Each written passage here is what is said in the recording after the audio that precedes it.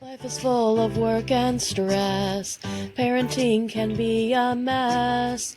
Being a woman is hard enough without adding on that extra stuff. We'll cover topics of every kind. Helpful resources we will find. We'll even drink a bottle of wine. Join us. It will be a real good time. Hi, I'm Amanda, And I'm Nikki. and welcome to Working Mom's Wine, where we drink a bottle of wine. And whine about our crazy, busy, stressful working mom lives. I am drinking Delatori, a Pinot Grigio. It is Dilatory. citrus, mineral, and flint aromas. Abundant fruitiness with a great structure and a long finish. And 12% alcohol per volume. A long finish, huh? I mean, this is a family channel. I am I'm drinking my same old Nighthawk Bada Box. I think it's the Pinot, Lush Pinot. Oh, we're both drinking a Pinot, just different kinds. Right. And I'm very happy to have found my sports glass while unpacking, especially since we are in the season of both of them playing at the same time. Yeah. I'm drinking my Britney Spears Sip Me Nice. Baby One More Time Nice. glass.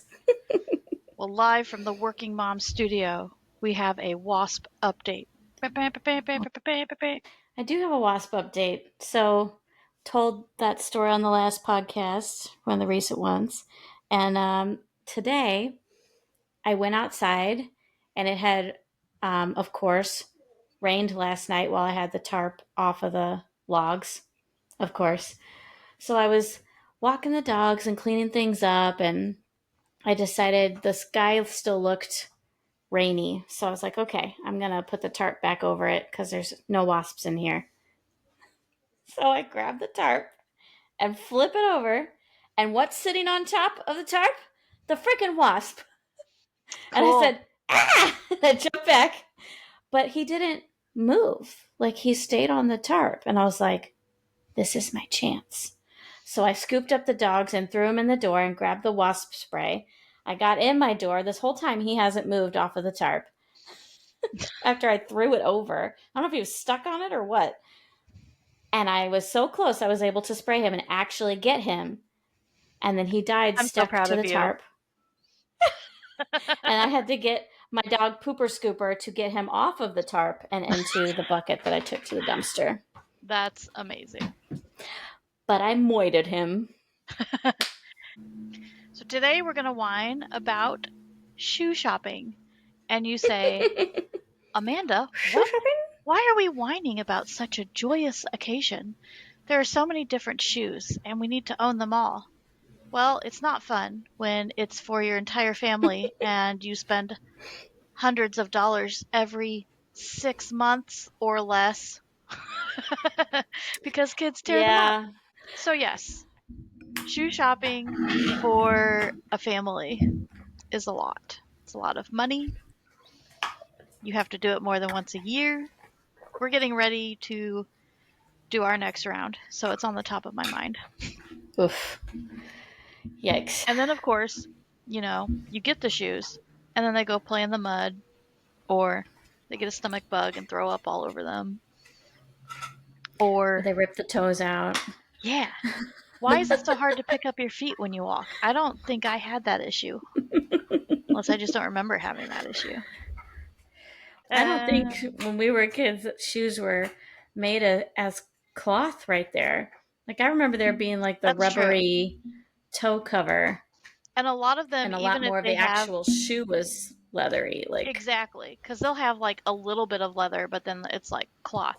And I have searched high and low for ones that do not have that cloth on them. And sometimes they're this weird plasticky material that also tears up very quickly. So it's like, It doesn't matter if you're getting like a cheaper shoe or a more expensive shoe. It's just the materials they're using to make them now. They don't make them like they used to. They sure don't. I get slightly older every time I say that phrase. Shoe shopping does suck. For me, it's not because I have 6 people to shoe shop for, but it's because I have one and she's not practical with her shoe desires. She wants the cute shoes and the fun shoes and the light up shoes and not ones that maybe actually fit in the store, and she'll lie about how they fit to get the one that she wants, and then Mhm. like we'll get home and a few weeks later it's like they hurt. Huh. Imagine that. The little toe pushing down on the toe of the shoe doesn't work. You know what else sucks about light up shoes? Well, there have been twice I think that I had to go exchange them. So what? If they get thrown up on or really super dirty, you feel like you can't throw them in the washing machine. That's a good point. I've never washed her shoes like that. I've sprayed them off with the hose before, but never in the Well, washing machine. the bluey shoes got hit with a round of puke, so. Oh no. We haven't had that issue. Luckily, thank God. Knock on wood. I don't like going shoe shopping, even for myself. I find them, I just find it to be a pain in the butt. They're too expensive. They don't fit the best every time. And it's like every time you try a different shoe, you have to try on a different size because just like pants, it's not the same across the board. And I hate that.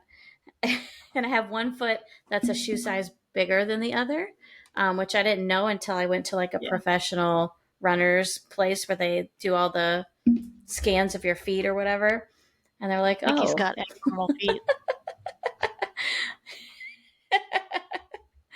So now I have to get like the half size in the middle and have one that's just a little snug and one that's a little big. It's stupid. Shoes are That's stupid. ridiculous. I wonder if, so like, I have orthotic inserts because I'm old and my feet cramp up.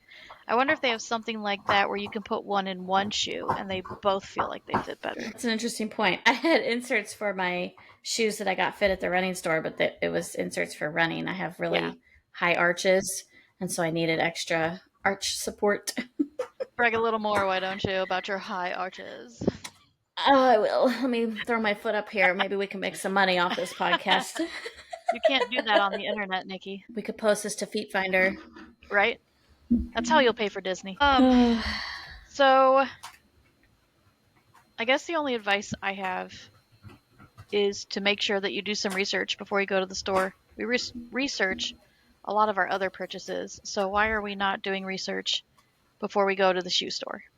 Maybe there is a fabric out there that still works nicely, or there's a specific shoe that a lot of people have bought for their kids, things like that. And of course, hailing back to financial February, I think it's a good idea to try and budget for at least twice a year shoe purchases. So think about what you spend every time you go and buy for the family and double that, because you know they're going to need a new pair every summer and a new pair every winter-ish, maybe late fall.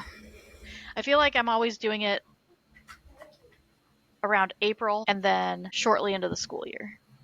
And keep the old pairs, even if they are scuffed up or have a little hole on the top or whatever. As long as they fit your child, they can be used outside. If it's muddy, that's the ones you use. If someone's got a stomach bug, maybe that's the shoes they put on for a couple of days until you're sure that they're done vomiting. Put those old shoes on. Mm-hmm. I luck out with Ari on the shoes, really. I think I only have to really buy them once a year.